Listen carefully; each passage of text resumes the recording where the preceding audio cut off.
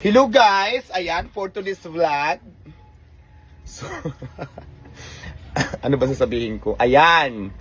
Nako, ngayong umagang ito may dumating na naman na blessings, 'di ba? Kaibigan ko yung may-ari ng isang prutasan. May-ari ng mga prutasan sa Cavite. Mamaya makikita niyo siya.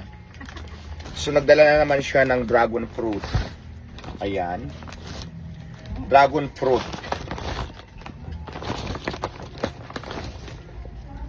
Diba? Ang dami. O, mga sariwa talaga siya kasi mga bagong pitas. Marami silang dragon fruits. So, ayan ha, dragon fruits yan. Sariwa na dragon fruits. Magkano bang kilo ngayon ng dragon fruits, guys? Lagay na lang sa yellow basket, ay sa ano na lang, pakilagay na lang sa comment section. So, ang daming sariwang dragon fruits. Ayan ha, mga bagong pitas.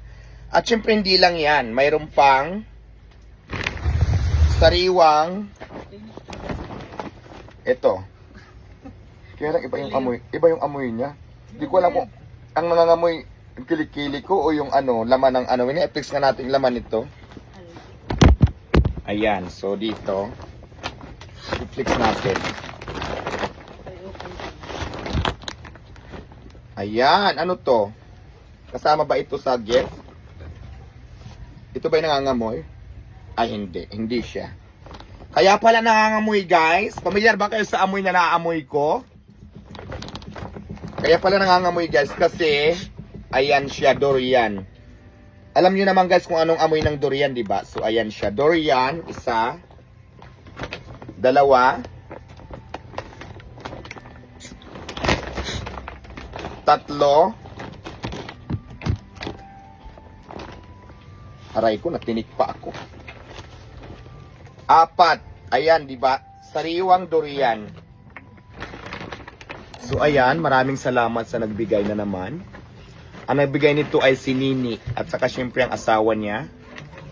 May-ari sila ng prutasan. Hello, shout out. Tara na Cavite, guys. Ayan. Kaya kung gusto niyo makatikim ng durian o kaya dragon fruits, alam niyo na. Sobrang hinog na to. Sobrang hinog na to. Kakainin ko na to mamaya. Wag mo lang, pagkakain kayo ng durian, guys, nakakain ako nito, masarap, pero wag nyo lang talagang amuyin kasi ang amoy niya, hindi ko alam kung mabango to sa inyo, basta sa akin, yung amoy niya, amoy prutas talaga, amoy durian. Pero masarap siya pag kinain nyo. Siyempre, familiar ka sa durian, di ba? Gusto nyo ng prutas, gusto nyo ng dragon fruit and durian, halika na dito sa bahay at magmukbang na tayo. So, ayan lang. Maraming salamat for watching. Please like, follow, and share.